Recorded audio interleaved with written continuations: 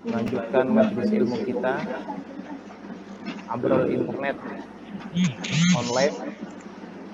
Mudah-mudahan bisa mengambil faidah dari majelis ilmu kita. Amin ya rabbal alamin. Sebelumnya kami sampaikan kepada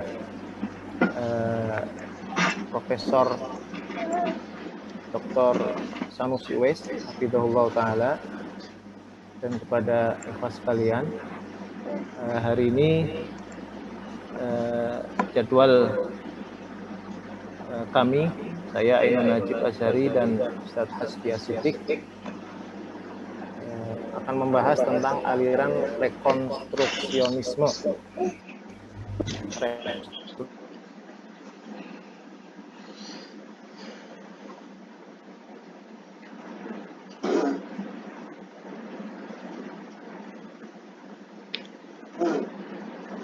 Aduh, hilang suaranya.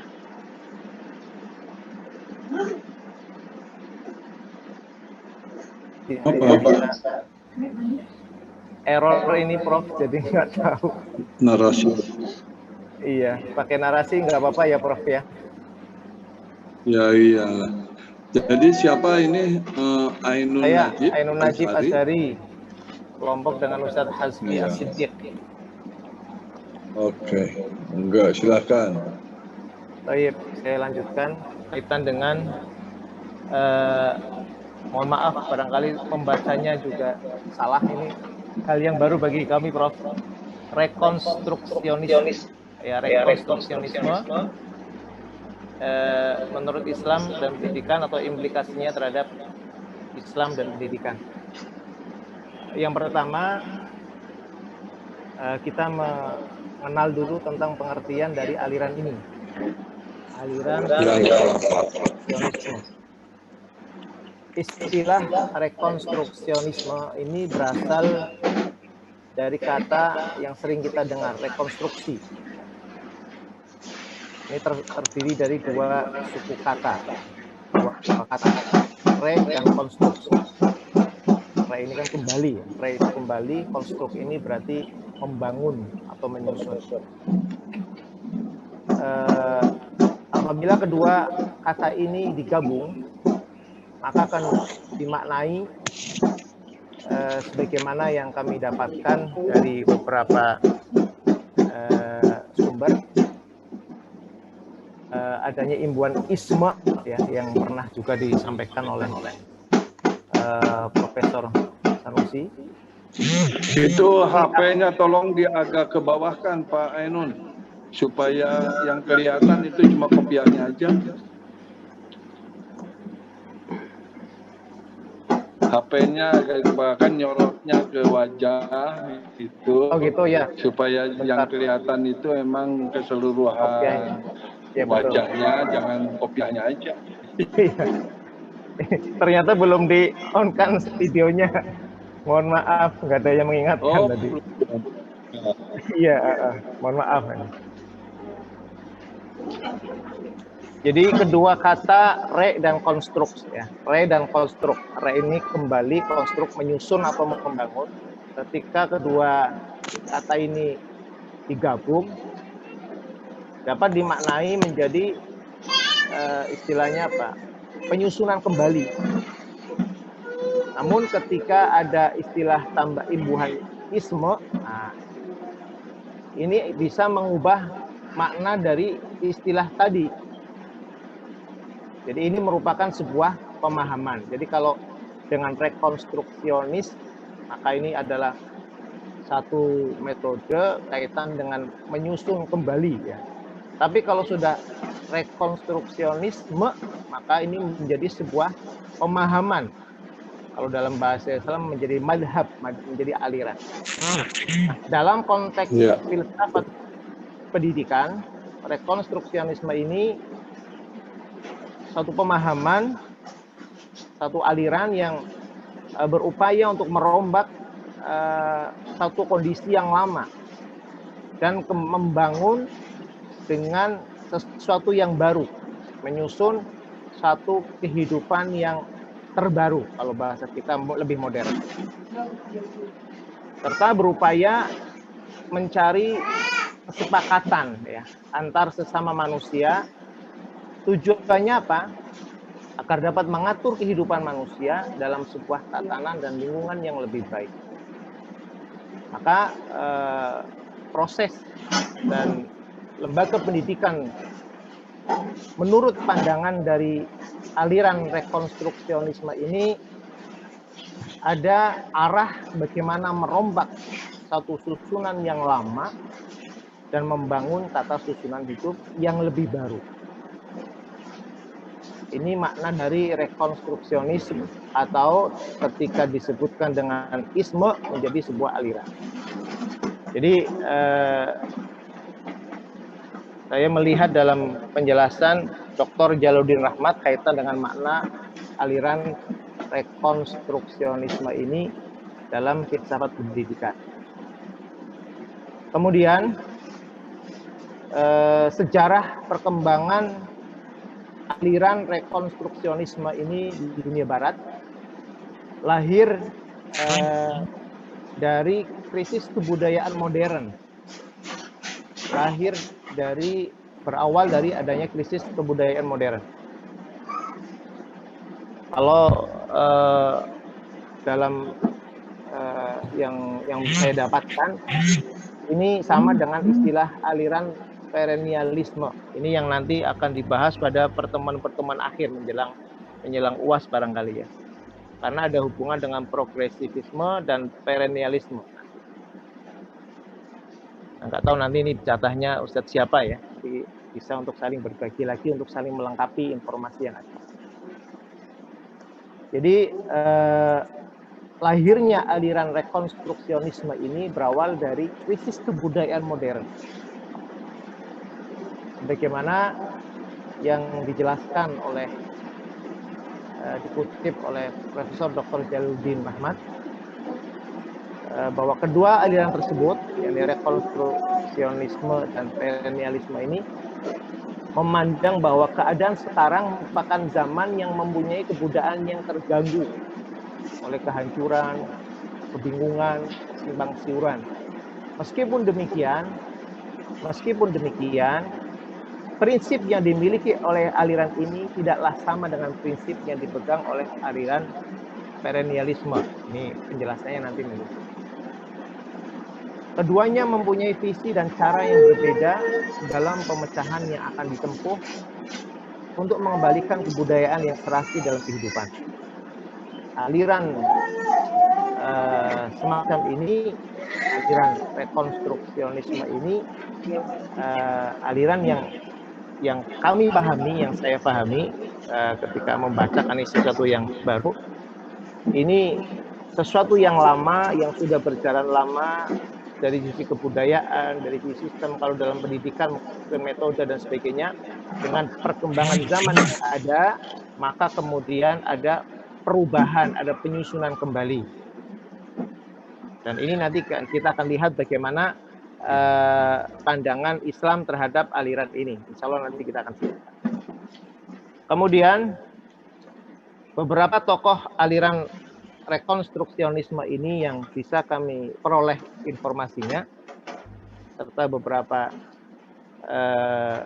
pemikirannya, bahwa aliran rekonstruksionisme ini adalah salah satu aliran dalam filsafat pendidikan yang diprakarsai oleh John Dewey. Ini beberapa kali kita mendapatkan penjelasan tentang beliau. John Dewey ini pada tahun 1920 melalui karyanya, sebuah tulisan John Dewey ini yang berjudul Reconstruction in Philosophy.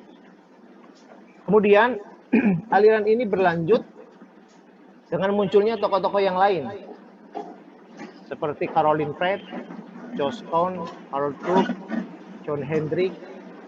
Nah, di sini disebutkan ada salah seorang tokoh intelektual Muslim, Muhammad Iqbal, ya, dengan pemikirannya dan beberapa pemikiran Muhammad Iqbal ini yang sempat cukup meramaikan dalam dunia Islam.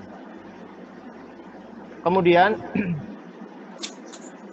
Josh Cohn dan Harold Rook ini sebagai tokoh penggerak aliran rekonstruksionisme yang dipelopori oleh John Dewey. Mereka bermaksud dengan aliran ini membangun sebuah masyarakat yang baru, yang menurut mereka masyarakat ini ketika dibangun akan lebih pantas, lebih adil dibandingkan masyarakat-masyarakat terdahulu. Jadi ada sisi kemajuan nilai kebudayaannya. Disebutkan oleh Josh Cohn di dalam salah satu karyanya bahwa dia berkeinginan ingin menjadikan lembaga pendidikan sebagai wahana rekonstruksi masyarakat. Jadi dengan lembaga pendidikan, nah ini kaitan dengan masalah dunia pendidikan karena kita di lingkungan permasalahan dunia pendidikan, maka melalui dunia pendidikan yang ada, ini bertujuan untuk membangun sebuah masyarakat dengan peradaban baru, dengan pola pikir terbaru, dan lebih memiliki kemajuan dibandingkan yang lain. Kemudian kita lihat dari penjelasan atau pemahaman ahli yang lain, seperti yang disebutkan oleh John Hendrick, bahwa rekonstruksionisme ini merupakan reformasi sosial. Reformasi perubahan sosial yang menghendaki budaya lebih modern, terutama bagi para pendidik dan peserta didik. Nah, aliran rekonstruksionisme ini memandang bahwa kurikulum pendidikan sebagai problem utama, di mana pendidikan harus menjawab berbagai macam permasalahan yang berkaitan dengan pendidikan, kemudian materi yang lainnya yang disampaikan kepada para peserta didik oleh para pendidik. Sehingga dengan adanya pemahaman semacam ini bahwa kurikulum sebagai problem sentral, diharapkan akan bisa membangun suatu generasi sosial atau masyarakat yang baru. Dan ini sebenarnya yang bisa kami pahami, pemahaman semacam ini sebenarnya Islam sudah memberikan arahan seperti itu. Islam memberikan arahan seperti itu, tapi kita belum bicara tentang dari sisi Islam. Artinya ada kemajuan ya, bahwa hari ini harus lebih baik dari hari kemarin. Dalam prinsip kita kan seperti itu. Jadi semakin bertambah waktu harus menjadi lebih baik. Kemudian tadi sempat kita sampaikan Muhammad Iqbal sebagai salah seorang tokoh intelektual Muslim juga ikut mengungkapkan tentang masalah ini. Udah ya. Yang kurang manajemen sama. Gimana Ustaz? Manajemen sama. Afwan Ustaz Fatur. Mic-nya di unmute. Oh, saya lanjutkan ya. Muhammad Iqbal mengungkapkan tentang permasalahan ini bahwa perubahan mendasar dalam pendidikan menjadi suatu kebutuhan yang meliputi keseluruhan sistem pendidikan. Jadi adanya perubahan yang mendasar dalam pendidikan ini menjadi suatu kebutuhan yang mencakup keseluruhan sistem pendidikan. Tujuannya apa? Untuk membentuk suatu pandangan yang baru yang sesuai dengan kebutuhan zaman. Sering kita mendengar bahwasanya, kalau tidak salah perkataannya sahabat Ali bin Abi Thalib radhiyallahu anhu atau yang lainnya, mohon dikoreksi kalau saya keliru, bahwa anak-anak kalian akan hidup di zaman yang bukan zaman kalian. Maka persiapkan untuk kehidupan mereka apa yang akan dihadapi di zamannya. Adanya pendidikan yang dijalankan oleh lembaga, oleh organisasi dan lembaga-lembaga yang ada, tujuannya seperti itu. Dan ini sangat kita rasakan. Seperti halnya taruhlah mungkin 10 tahun yang lalu kita belum begitu akrab dengan metode pembelajaran yang dengan teknologi-teknologi yang canggih yang ada. Bahkan mungkin 20 tahunan yang lalu atau mungkin 30 tahun yang lalu saya ketika saat masih kecil menyaksikan film-film yang aksi itu di mana tokohnya melihat jam tangannya kemudian bisa bicara langsung berhadapan. Saat itu seperti sesuatu yang mimpi, sesuatu yang nggak mungkin terjadi. Ternyata hari ini kita melakukannya, salah satunya dengan ini, Zoom meeting ya, berjauhan yang ada di Jambi, yang ada di Bogor, yang ada di mana, bisa untuk saling berkomunikasi langsung. Subhanallah. Dan ini merupakan fadl min Allah, karunia dari Allah Subhanahu. Jadi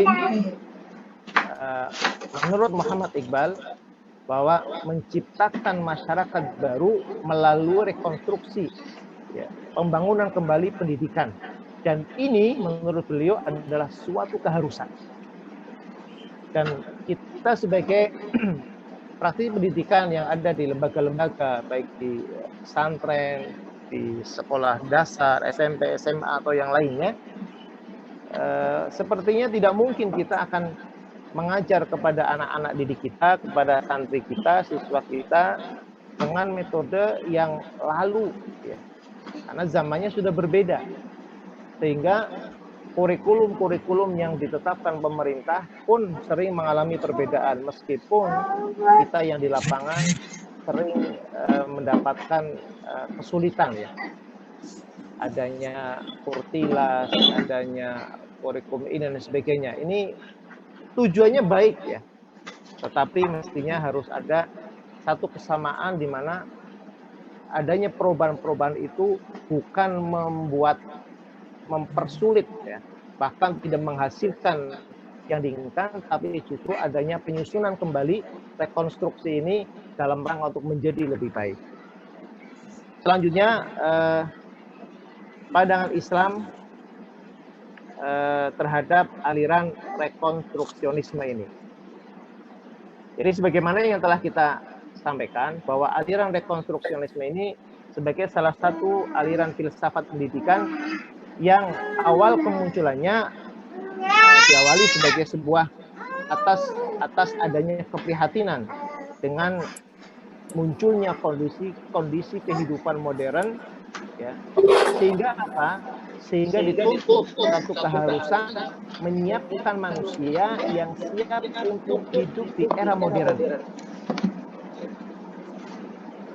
Sama halnya dengan aliran seperti yang tadi sempat kita singgung, istilahnya, tapi nanti penjelasannya ada bagian sendiri yang disebutkan dalam makalah atau referensi yang bisa kami dapatkan, seperti aliran perennialisme pun jatuh seperti itu.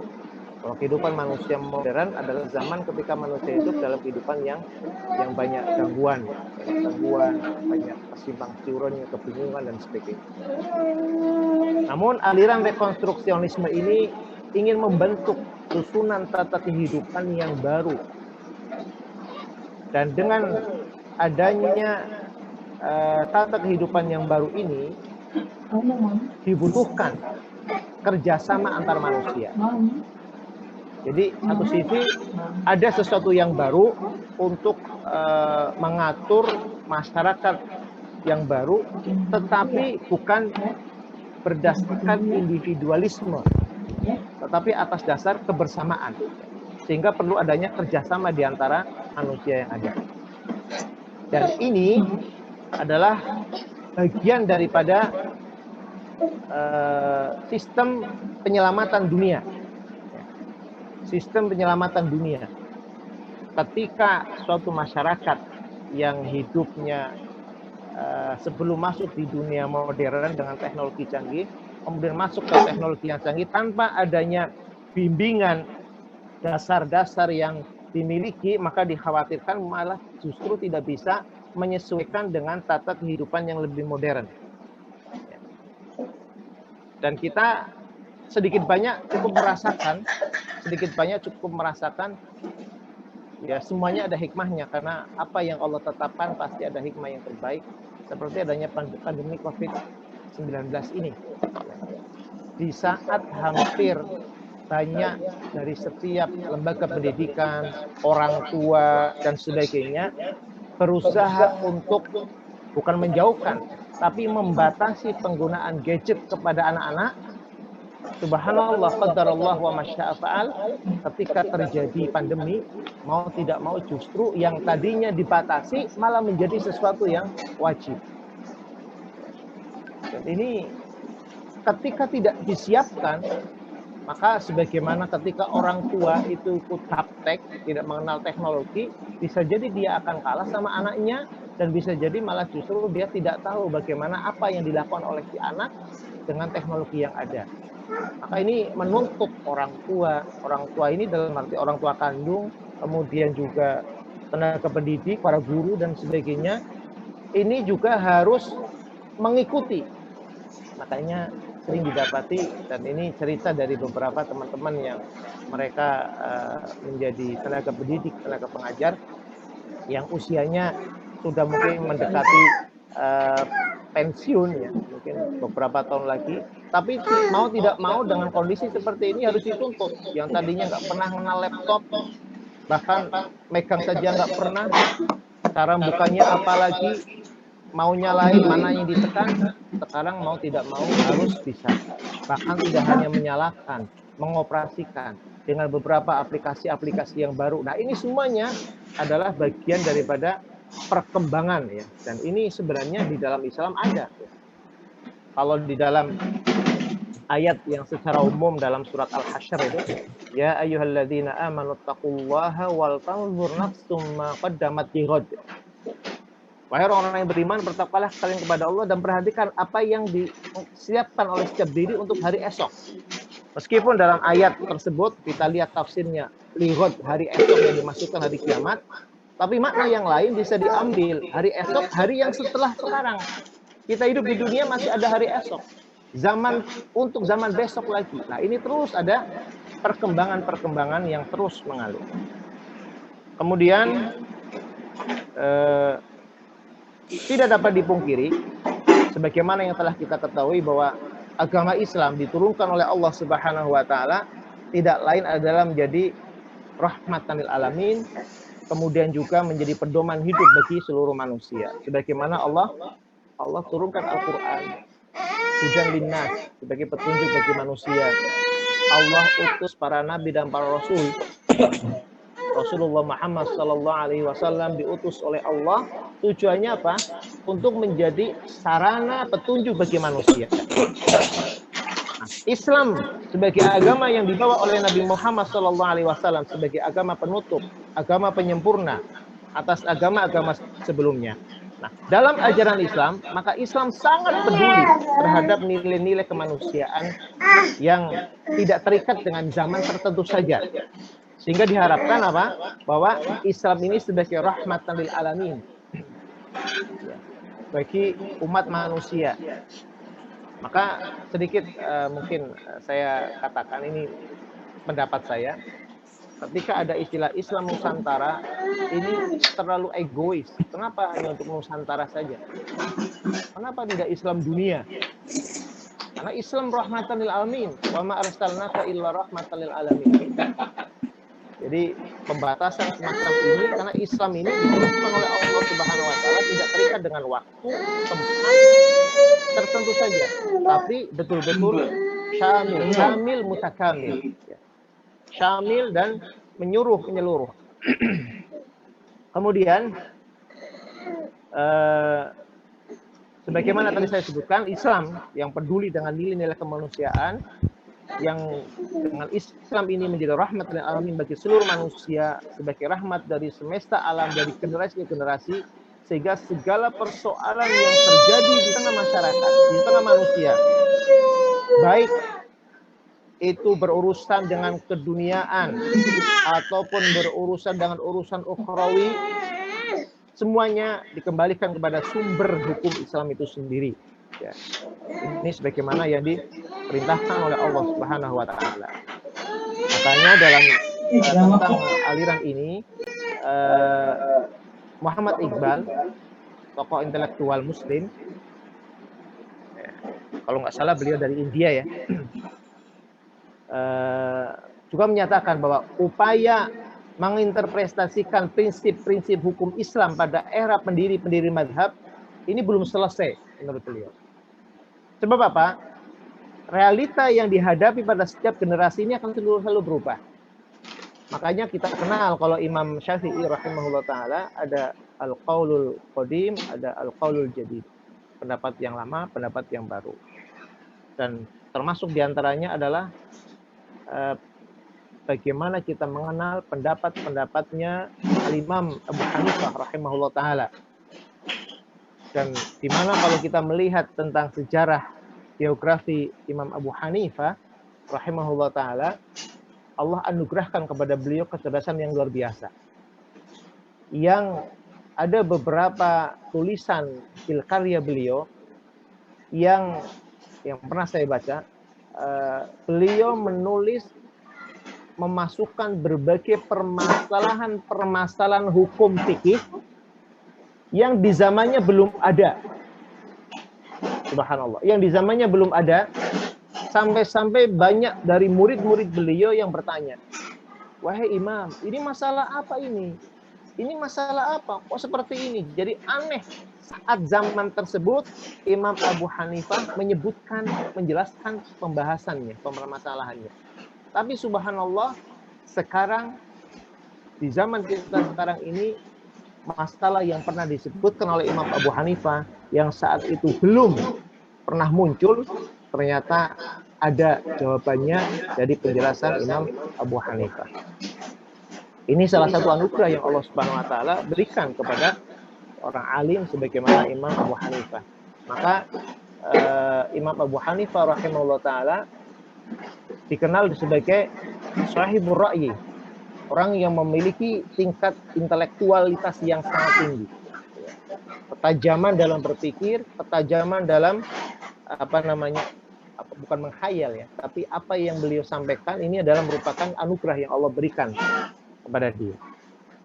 Nah, makanya Muhammad Iqbal, yang ini kaitan dengan aliran ini yang saya dapatkan dari Muslim ini, Muhammad Iqbal ya, dia menyatakan bahwasanya prinsip-prinsip hukum Islam yang ada pada mazhab terdahulu ini belum final. Kenapa? Karena apa yang dihadapi oleh setiap generasi ini akan terus berubah. Akan terus berubah. Dalam hal masalah fikih, ya.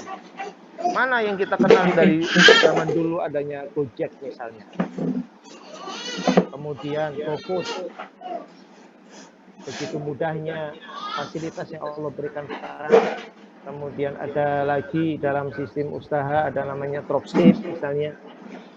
Ada lagi ya. Ini kan kalau melihat hukum asalnya sudah disebutkan, maka kemudian dengan penganalogian, dengan pengkiasan dan sebagainya, para ulama, para ahlinya kemudian membahas tentang masalah ini. Makanya menurut Muhammad Iqbal, karena kondisi di mana setiap generasi akan berubah, yang dihadapi juga berubah, maka karenanya sangat perlu untuk terus menginterpretasikan kembali prinsip-prinsip hukum yang mendasar pada setiap generasi.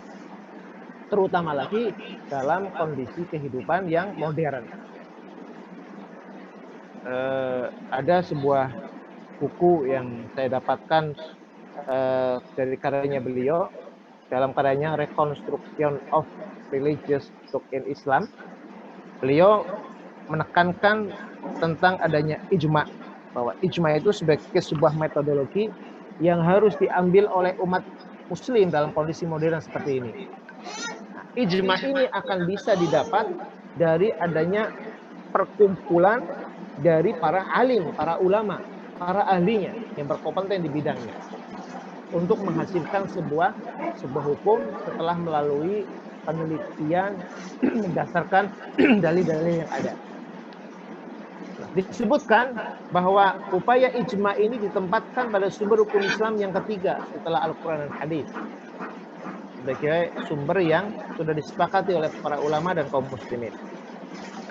Pemikirannya Muhammad Iqbal ini cukup revolusioner dalam merekonstruksi pemahaman Islam yang ada di zaman modern.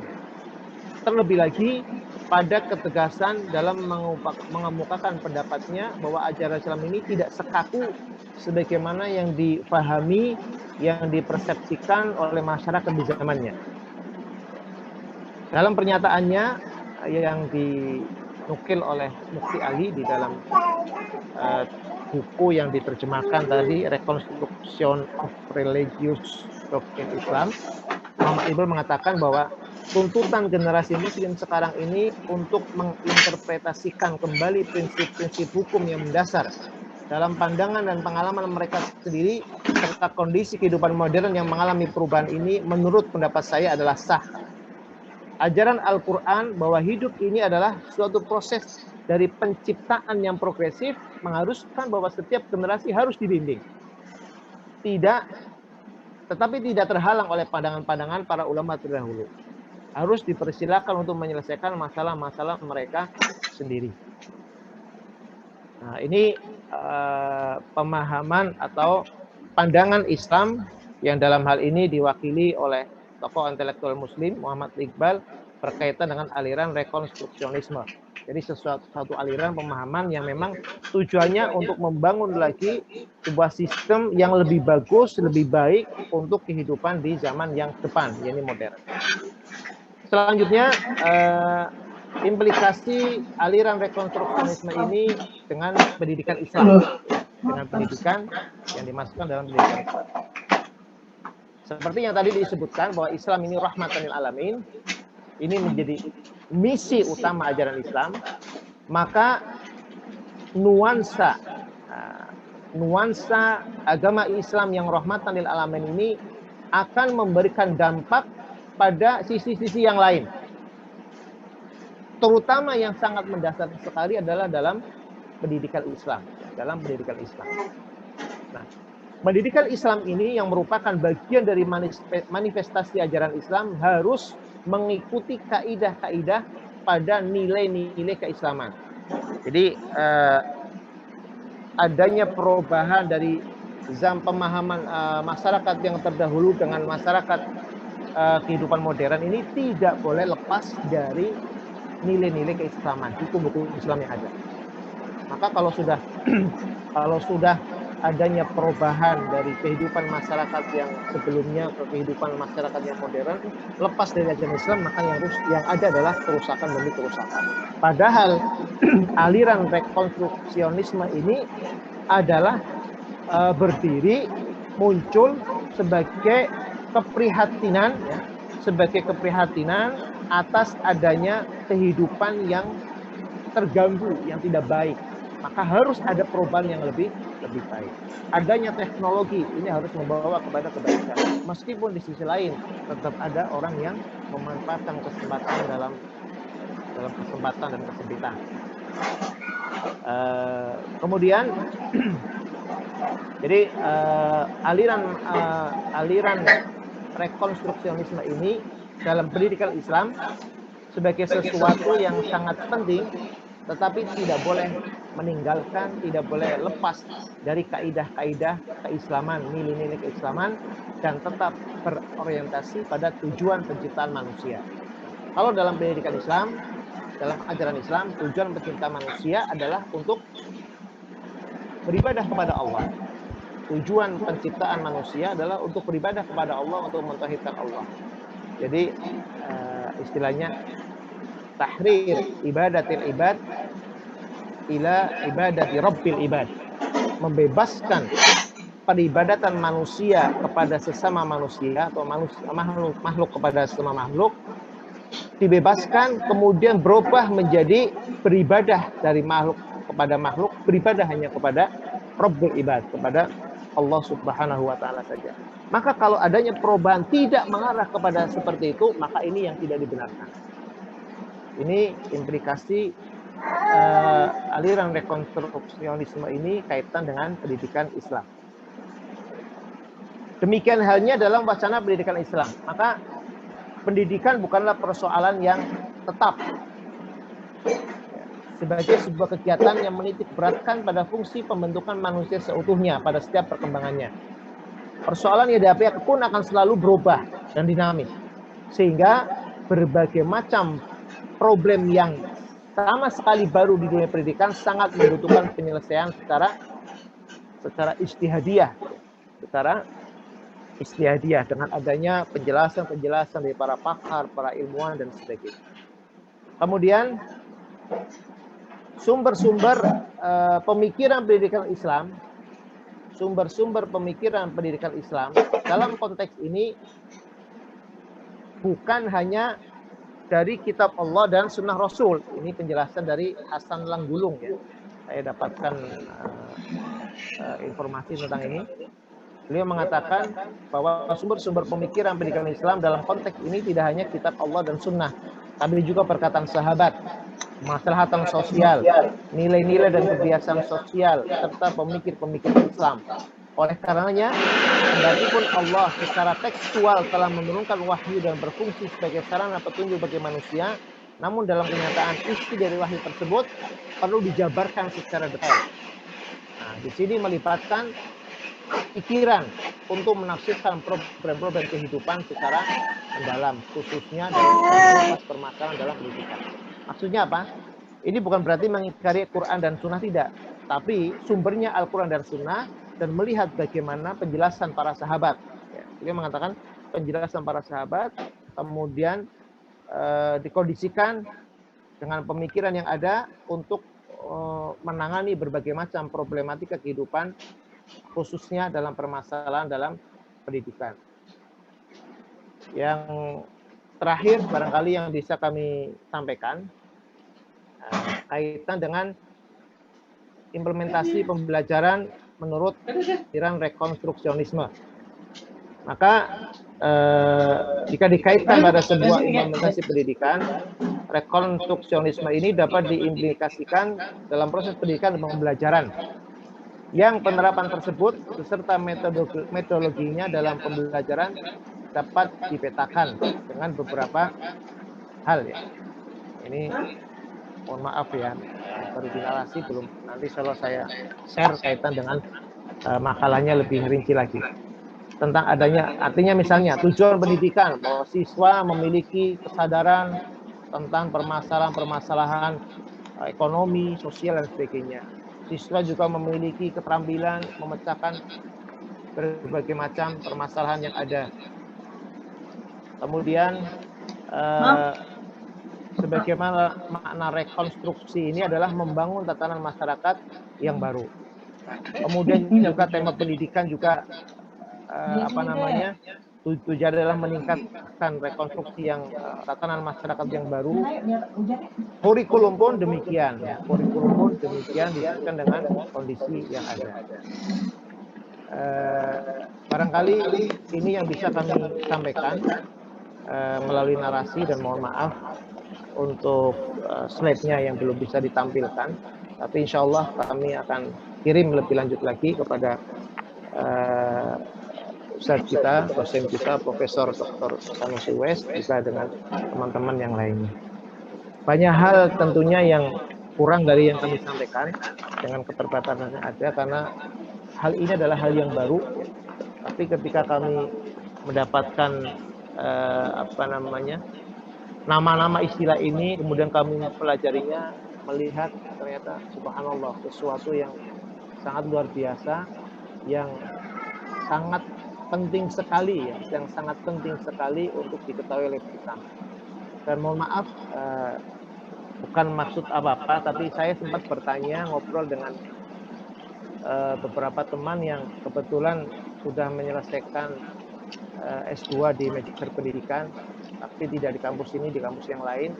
Kemudian sempat saya ngobrol-ngobrol, apakah sempat dibahas tentang istilah-istilah yang ini ya, idealisme, realisme, pragmatisme, rekonstruksi dan sebagainya. Ternyata banyak dari teman-teman tersebut yang belum mempelajarinya. Dan alhamdulillah ya, dengan izin Allah dipertemukan di majelis ini dengan para ahlinya, dan ini merupakan satu tambahan ilmu yang luar biasa. Demikian segenap asatidzah yang dirahmati Allah dan Profesor Dr. Sanusi Wes, hafizahullah taala. Mohon maaf atas banyak kekurangannya. Mohon sekali masukan, bimbingan, irsyadat dan sebagainya untuk supaya kami lebih paham tentang hakikat aliran rekonstruksionisme ini, khususnya dalam pendidikan Islam. Demikian, mohon maaf barangkali banyak hal yang kurang berkenan. Sementara saya akhiri dan barangkali ada tambahan selanjutnya untuk diskusi. Ustaz Hasbi yang sudah hadir. Masya Allah, syukran saja, jazakallahu khairan. Apa awal tadi ada masalah koneksi Ustaz. Alhamdulillah sudah selesai pemaparan dari Ustaz Ain Najib. Mungkin untuk sekarang kita gunakan untuk sesi tanya jawab. Kita harapkan kepada teman-teman yang ada pertanyaan, silakan. Tafadhol. Tambahan, jangan pertanyaan. Ya, tambahan mungkin ya yang menambah gitu dari Syurip kayaknya nih, Syurip. Tafadhol. Akan menambahi saja, jangan bertanya ya. Ya, Syurip insyaallah yang menambah. Aku saat baru bergabung. Ini ditanyakan. Mohon pencerahannya dalam konteks filsafat pendidikan. Rekonstruksionisme adalah aliran yang berupaya merombak tata susunan lama dan membangun tata susunan hidup kebudayaan yang bercorak modern, serta berupaya mencari kesepakatan antar sesama manusia atau agar dapat mengatur tata kehidupan manusia dalam suatu tatanan dan seluruh lingkungan. Misalnya kalau di Indonesia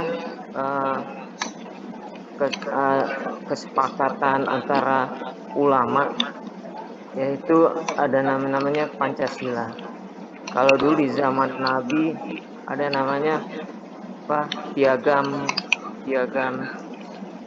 Madinah. Ya, itu bagaimana dengan teori ini, Ustaz?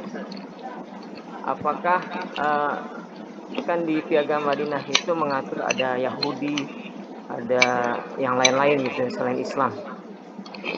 Apakah ini masuknya di mana nih untuk teori filsafat rekonstruksionisme?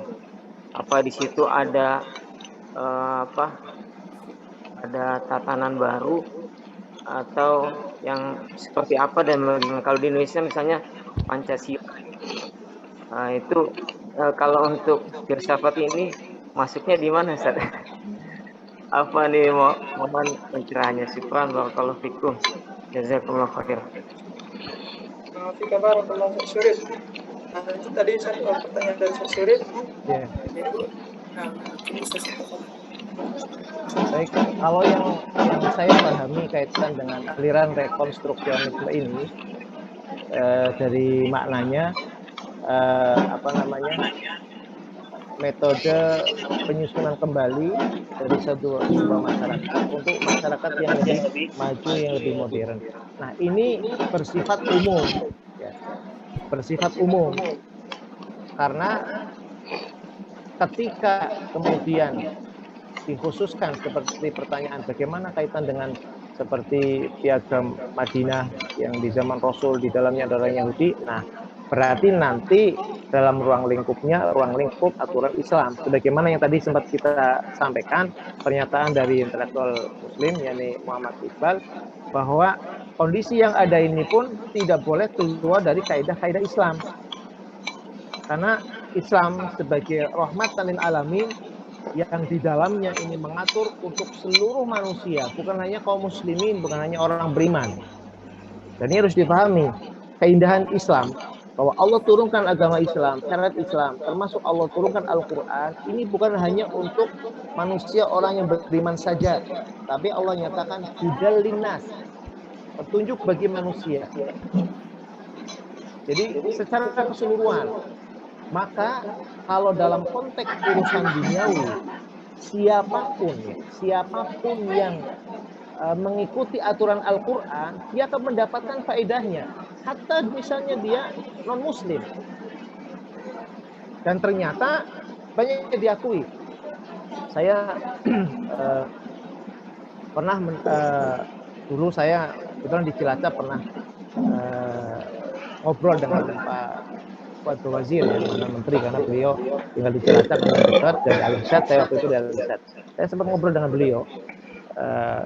Beliau punya seorang guru besar di bidang ekonomi, tapi aslinya orang Yahudi. Dan anehnya, kata Pak Fuad Bawazir, ya, anehnya dosen saya ini, pembimbing saya ini waktu kuliah di Amerika, dia kalau mengajar, walaupun dia agama Yahudi, ya, yang dijadikan dasar penjelasan kepada para mahasiswa ini malah justru banyak mengambil dari ayat-ayat Al-Quran. Kenapa? Karena beliau, gurunya Pak Fuad ini, mengakui dari seluruh undang-undang yang ada, aturan tentang masalah perekonomian, tidak ada yang paling sempurna, yang paling lengkap kecuali dalam Al-Quran. Subhanallah. Nah, ketika si dosen tersebut yang notabene-nya Yahudi mengembangkan konsep-konsep ekonomi di dalam Al-Quran, dalam sesuai dengan bidang dia mendapatkan banyak faedah. Bahkan diakui sampai mengeluarkan sebuah buku yang saya lupa namanya karena pakai bahasa Inggris, ya, sama sekali nggak ingat. Yang di dalamnya dia membahas tentang sistem ekonomi. Dikiranya dia yang mendapatkan dan menemukan metode atau rumus-rumus ekonomi yang ada, tetapi sebenarnya dia mengambil dari Al-Quran. Nah, jadi makanya kalau yang diarahkan oleh Profesor Dr. Sanusi Uwais, ya, ridhullah taala, dalam mata kuliah ini selalu digabungkan bagaimana implikasinya dalam Islam dan pendidikan, karena supaya apa? Supaya tidak lepas dari dasar kita dalam dunia pendidikan Islam. Padang Islam tentang rekonstruksi ini adalah sesuatu yang baik, tetapi dengan catatan jangan keluar dari kaidah Islam, jangan keluar dari nilai-nilai keislaman. Dan orientasinya tadi sudah disebutkan adalah pada tujuan penciptaan manusia. Dengan teknologi yang secanggih apapun, kalau manusia yang menjalankan teknologi tersebut atau hidup di zaman teknologi canggih tersebut mengikuti aturan-aturan Islam, tidak lepas dari aturan Islam, maka dia akan bisa mendapat manfaat. Tapi ketika lepas dari aturan Islam, lepas di bimbingan Islam, maka yang ada adalah kerusakan demi kerusakan. Nah, ini yang bisa saya pahami, ya. Mudah-mudahan nanti banyak penjelasan yang lainnya bentuk koreksi. Terima kasih. Masya Allah. Mudah-mudahan tidak puas, ya, dengan jawabannya. Mungkin ada dari teman-teman yang lain yang mau menambahkan atau memberikan. Tafadhol.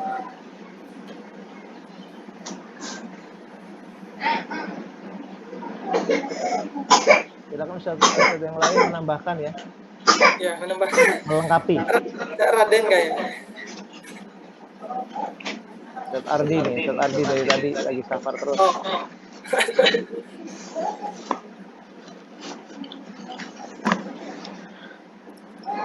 Baik, kalau sudah tidak ada, kami hanya menambahkan bahwasanya dari teori rekonstruksi ini, bahwasanya dengan adanya aturan-aturan agama Islam, ya, yang mana Islam adalah rahmatan lil alamin, maka semua orang yang beragama selain Islam itu akan mendapatkan faedah, sebagaimana para khilafah yang terdahulu mereka menyerapkannya, bukan hanya sekedar dikhususkan kepada umat kaum muslimin, tapi juga kepada selain mereka. Nah, kalau sudah memang tidak ada, kita cukupkan sampai sini. Mungkin kita berikan kepada dosen kita. Sedikit, Ustaz. Ya, Ustaz Arifin mau menambahi, alhamdulillah. Astagfirullah. Arifin, Mas. Bukan nambahin, Ustaz. Mau nambahin pertanyaan. Enggak, Anda sendiri, mohon maaf. Terima kasih ya kesempatannya, ya.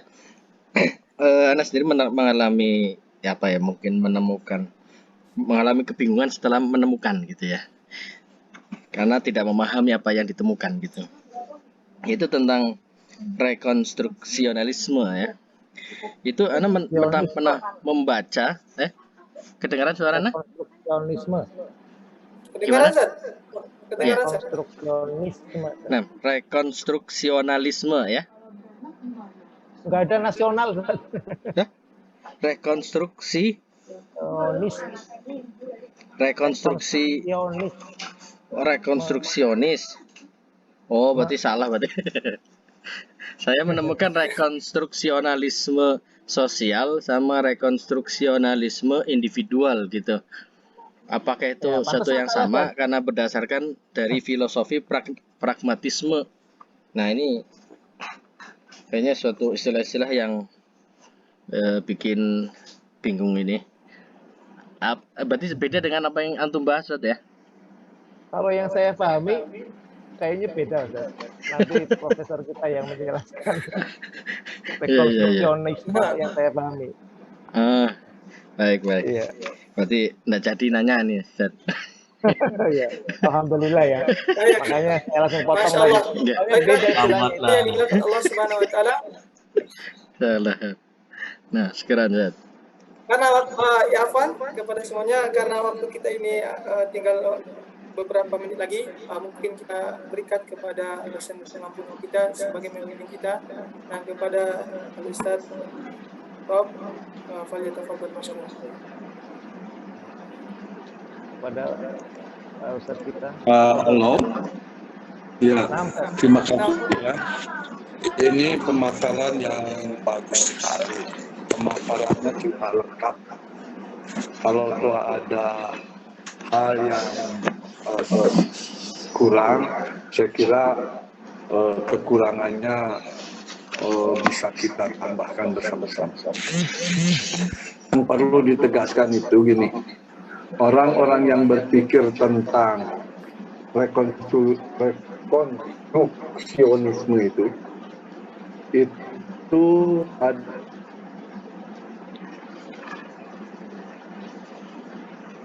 Suaranya terputus ya. Mohon maaf. Adalah orang-orang yang kebetulan di daerah-daerah yang dari segi ekonomi mereka tidak mendapatkan kepuasan. Contohnya umpamanya tadi George Carlin atau si Paulo Freire. Paulo Freire itu yang menumbuhkan buku The Schooling Society, masyarakat tanpa sekolah.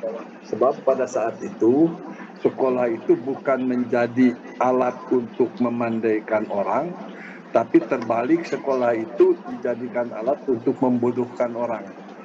Karena dengan sekolah saat itu di Schooling Society itu, sekolah pada saat itu dijadikan doktrin-doktrin pokok tentang keharusan kehidupan yang sudah dibakukan, sehingga peluang untuk mengembangkan pikiran ke depan itu jadi terbatas.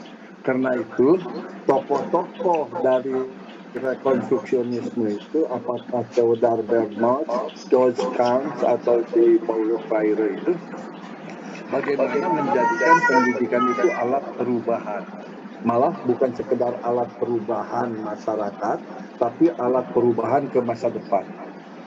Saya sih tidak menegaskan perbedaan sangat antara rekonstruksionisme sebagai filsafat pendidikan dengan rekonstruksionisme sosial. Mengapa? Sebab pada dasar rekonstruksi, pada dasar berangkat dari mengkonstruksi menyusun baru. Menyusun baru itu karena ketidakpuasan terhadap yang ada. Karena itu orientasi pokok dari rekonstruksi itu orientasi ke masa depan. Bagaimana merubah masa kini untuk menjadikan lebih baik ke masa depan dan menghilangkan berbagai hal-hal yang terkait dengan keadaan masa kini yang secara real dari si pemikir filsafat pendidikan tersebut, bahwa masyarakat ini itu ternyata sangat merugikan, sangat menghancurkan kondisi masyarakat. Itu didudukkan dulu persoalan apa itu katakanlah semacam asbabun nuzulnya atau asbabul wurudnya dari munculnya rekonstruksionisme. Perhatikan kehidupan mereka itu memang kehidupan yang pada saat mengalami perang dunia gitu. Kan si Theodor Bernard hidupnya tahun 1904 sampai 1987, jadi dia mengalami betul, dan itu teori-teorinya muncul pada pasca perang-perang dunia itu, yang semuanya manusia dalam posisi memang secara ekonomi kerepotan. Begitu juga si Paul Pryor itu mengalami perang dunia kedua, yang itu pun di Brazil itu negara melarat lah. Brazil itu kan negara Kristen yang melarat ya. Sama barangkali kalau di Indonesia negara Islam, maksud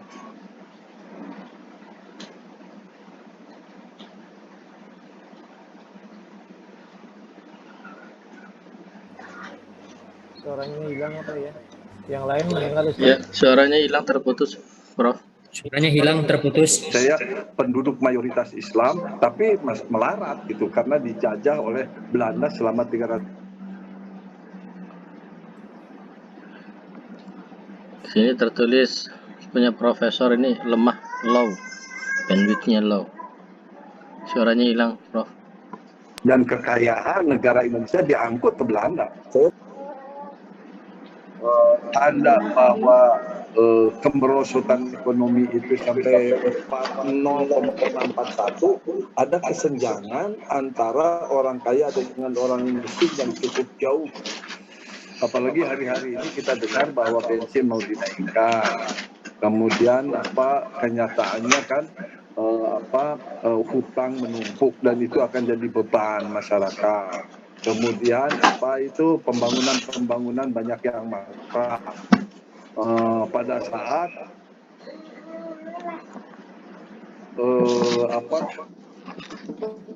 rencana kehidupan elit atas sangat. Jadi pantas kalau seandainya filsafat dalam dunia pendidikan itu dikenyot banget supaya ada perubahan. Jadi dari situ menurut hemat saya itu ada irisan dengan Islam. Dalam Islam walau akhiratu khairul laka minal ula. Yang akhir harus lebih baik daripada yang awal.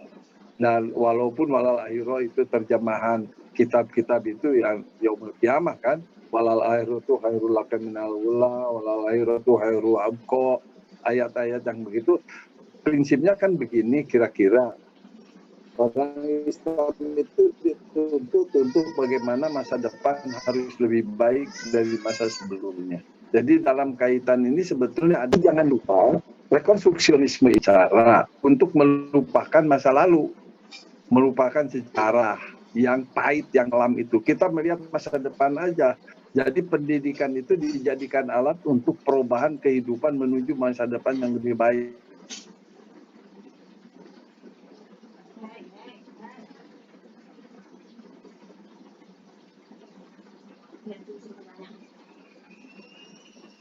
Terputus Dan itu suaranya. dari segi konstruksi menghancurkan untuk melihat perubahan ke masa depan. Oh ya? Terputus. Suaranya terputus-putus. Dari Sudah tadi lengkap lagi nggak? terputus-putus, Prof. Sekarang gimana? Jadi kurang jelas, Dok. Kurang jelas. Padahal di Bandung di sini enggak hujan. Atau di Bogor yang hujan. Itu indikasi sinyalnya kuning punya Prof. Iya, punya Prof Sinyal. tertulis bandwidthnya lemah. Iya. Mungkin Gimana tanpa tuh? kamera aja, Prof. Mohon maaf. Tanpa kamera boleh. Suara aja Untuk mungkin bisa mengurangi. lebih lancar. Iya. Oke, tanpa Suaranya kamera tidak nggak terlalu apa-apa. berat. Iya, nggak apa-apa. Ya, sekarang agak jelas. Iya, jelas, Prof. Ya, insya Allah lebih jelas. Ya, Sekali. terima kasih. Saya ulangi kalau gitu. Jadi prinsip filsafat rekonstruksionisme dalam pendidikan itu ialah bagaimana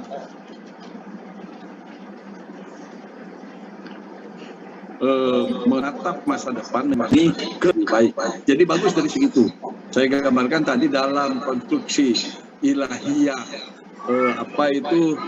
aspek Tuhaniyah yang sangat tinggi, kita bisa itu diiriskan dengan doktrin walal akhiratu khairun minal ula walal akhiratu khairun wa abqa, itu gambaran bahwa umat Islam itu bagaimana menatap masa depan walaupun dalam jarak yang jauh itu akhirat harus lebih baik kehidupannya, dan untuk itu surga jalannya. Oke, itu satu hal. Tapi jangan lupa yang harus Anda tekankan memahami rekonstruksi itu ialah melupakan keadaan masa kininya itu. Jadi karena mengapa harus melupakan masa kini? Si Paulo Freire ya pantas ngomong begitu. Sebab dalam kehidupan yang tergencet secara ekonomi, tersisihkan secara politik, dan kemudian termarginalisasikan secara budaya. Jadi betul-betul masyarakat itu dalam posisi tidak berdaya. Karena itu si Paulo Freire itu kan sampai mengungkapkan buku The Schooling Society. Udahlah, masyarakat itu jangan ada sekolah. Malahan bukan saja sekolah, The Schooling Society, masyarakat tanpa sekolah, masyarakat tanpa rumah sakit. Mengapa? Sebab pada saat itu birokrasi yang ada di dua bidang kehidupan, yakni pendidikan dan kesehatan itu bertindak sewenang-wenang, sehingga lembaga pendidikan itu bukan difungsikan untuk mencerdaskan kehidupan bangsa, tapi justru dengan pendidikan itu membodohi atau mengekang atau memenjarakan cara berpikir manusia dengan konsep-konsep yang sangat terbatas untuk kepentingan birokrasi. Barangkali kalau di Indonesia persis pada zaman penjajahan Belanda ada politik efisien politik itu, di mana orang Belanda mengadakan lembaga-lembaga pendidikan untuk masyarakat bangsa Indonesia, efisien politik itu. Tapi itu dengan pembatasan yang sangat ketat dan bukan untuk memandaikan bangsa Indonesia. Etisnya politik itu untuk mencerdaskan bangsa Indonesia dalam rangka memenuhi keperluan tenaga kerja bagi penjajah Belanda.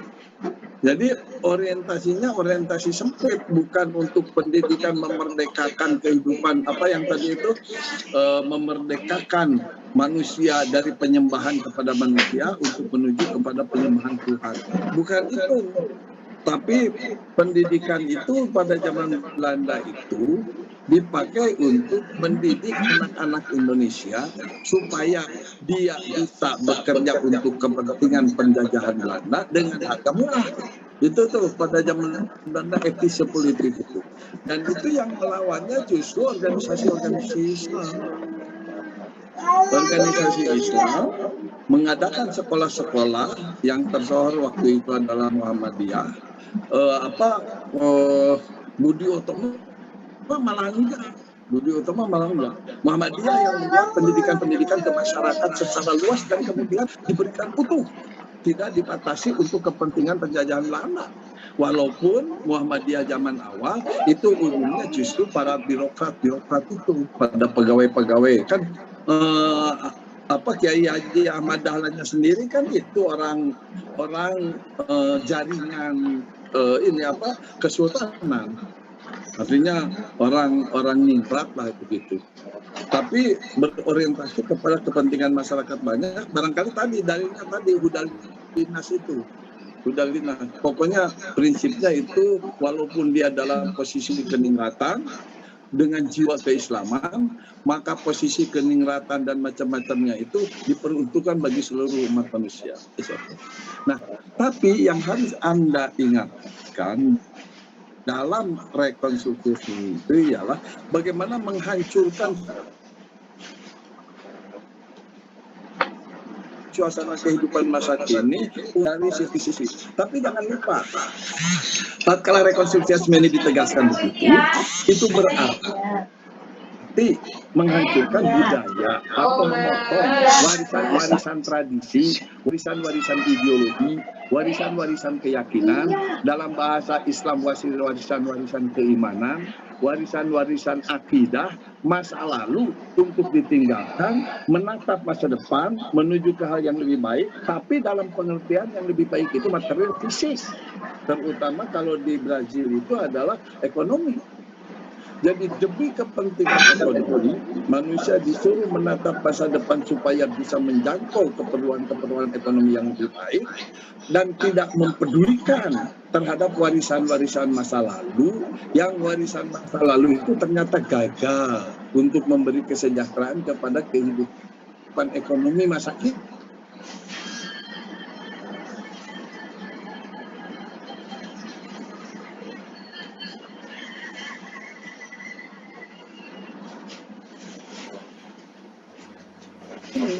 Jadi katakanlah masa kini itu kita hidup di 2020. 2010, 2000 tergencet masih untuk bagaimana membentuk manusia masa depan yang kalau dalam bahasa Pak Habibie itu manusia pembangunan, manusia pembangunan masa depan. Manusia pembangunan itu justru tugasnya membangun manusia. Nah, kalau manusia itu dalam artian fisik material, itu ada irisannya dengan ajaran Islam. Sebab ajaran Islam juga mementingkan kepentingan, keperluan, pemenuhan keperluan manusia dari segi material. Malah ada ayat Quran yang pernah saya ceritakan itu, bahwa keindahan ketenangan ibadah itu ditunjang oleh persoalan-persoalan ekonomi. Umpamanya ayat, "Fa'budu rabba hadzal bait allazi at'amahum min ju'." Supaya Anda bisa ibadah kepada Allah dengan baik, maka Anda harus sadar betul tentang alladzi at'amahum min ju'. Bagaimana fasilitas Tuhan diberikan,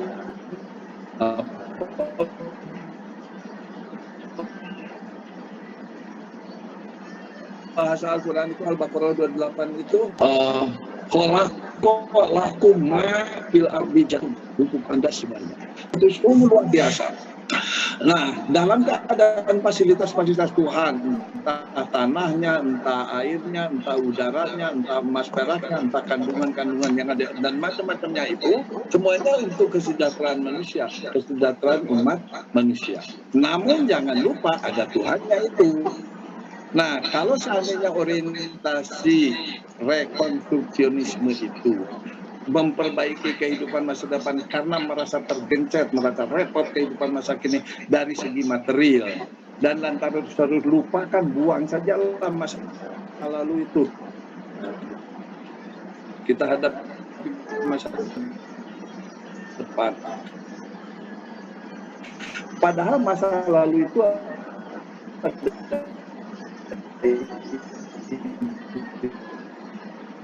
ideologi, ada agama, ada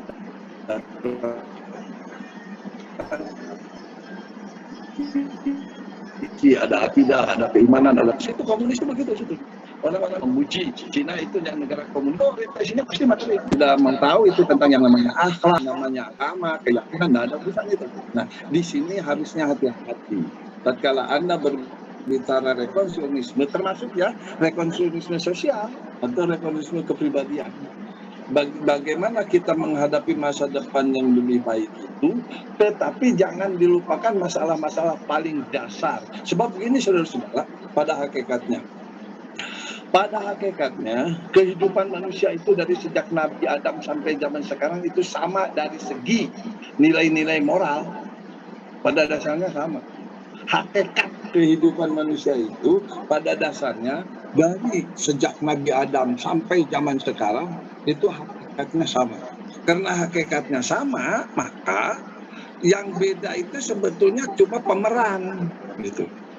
Bahwa zaman Nabi Adam waktu punya anak dua, ada yang tukang bohong gitu kan, ada yang mau membunuh aja, ada yang serakah, jadi serakah, berani mengorbankan. Itu zaman Nabi Adam. Yang sesininya gitu, dan zaman sekarang juga ada. Itu yang Gestapo PKI itu kan, Tokoh PKI siapa itu Sudirman membunuh Jenderal Suparman, padahal Jenderal Suparman itu adiknya, adik sekaligus bapak. Itu kan sama aja dengan itu tuh apa tuh Qabil dan Habil itu. Bagaimana Qabil membunuh Habil karena berebut perempuan, kalau Suparman Sudirman itu ya berebutnya kekuasaan. Dan tidak mustahil di antara kelompok-kelompok ormas-ormas Islam juga berani mengorbankan sebagian kelompok umat Islam atau ormas Islam oleh ormas Islam juga dalam rangka mencapai posisi-posisi kedudukan kekuasaan tertentu. Dan ini artinya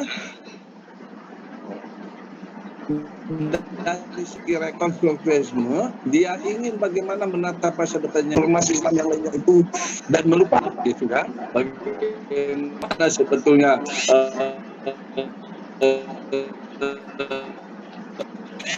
apa itu harus ada dalam satu kesatuan itu. Kuntum baik manusia, Anda itu orang yang bersatu, Anda itu dituntut dibimbing untuk selalu berjamaah. Hilang itu karena ada keinginan kelompok tertentu untuk mendapatkan posisi-posisi tertentu dan dia hilangkan nilai-nilai agama itu. Nah, itu yang harus jadi catatan kecil aja Anda tentang bagaimana rekonsiliasi itu hati-hati dipahami oleh kita. Ada irisan yang sama dengan Islam, tapi ada beberapa bagian yang memang kita harus waspada. Jangan sampai dengan menerapkan rekonsiliasi lantas nilai-nilai keislamannya jadi hilang. Itu catatan keduanya ya. Yang pertama tadi yang berkaitan dengan rekonsiliasi menurut masa depannya dan dalam ini ada irisan. Catatan keduanya bagaimana rekonsiliasi harus dihadapi secara hati-hati. Jangan sampai pembuangan terhadap realitas masa kini karena kecewa terhadap masalah-masalah ekonomi, masalah-masalah fisik, lantas melupakan hal-hal yang siapnya ideologis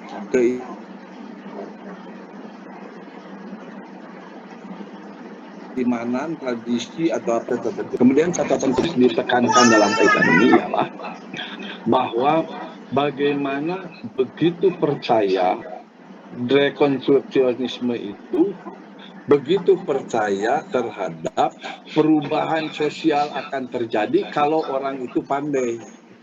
Ya, ini harus kita pahami secara utuh.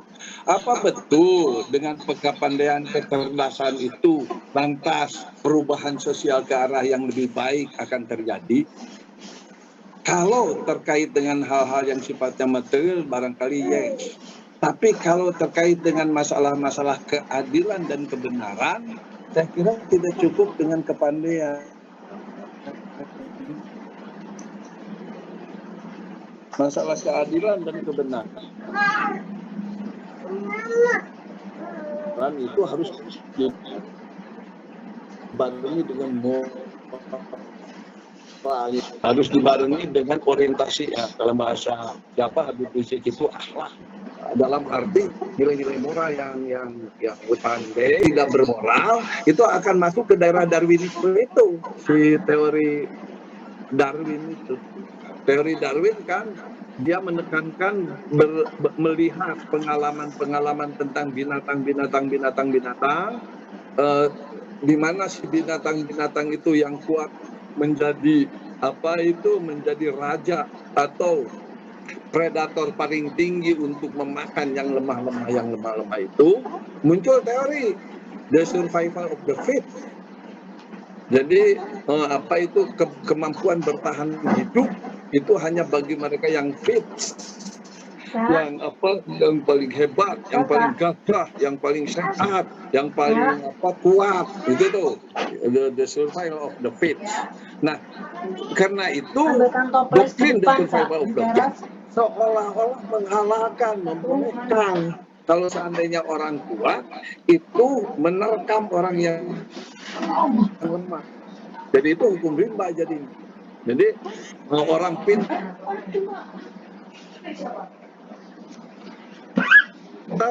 itu malah moral, orang kaya malah memeras orang yang miskin. Dan sekarang orang kaya memeras orang miskin. Orang miskin pajak itu ini, pajak itu dibebani, orang kaya malah diringankan pajak.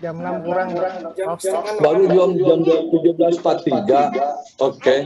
Jadi tidak lagi yang itu mau diri silakan aja. Nggak apa-apa. Atau mungkin ada satu atau dua orang Ada yang lain. bertanya. Silakan. Gimana saya? Yang Kalau lain. sudah tidak ada nggak apa-apa, jangan dipaksakan. Ya, kita tanya dulu. Mungkin ada satu atau dua orang yang mau bertanya. Silakan. Sebelum kita. Atau mungkin sudah cukup mungkin kayaknya. Bang. Enggak ke bawah. Iya. Oh, cukup nih kalau dia cukup. Iya, boleh.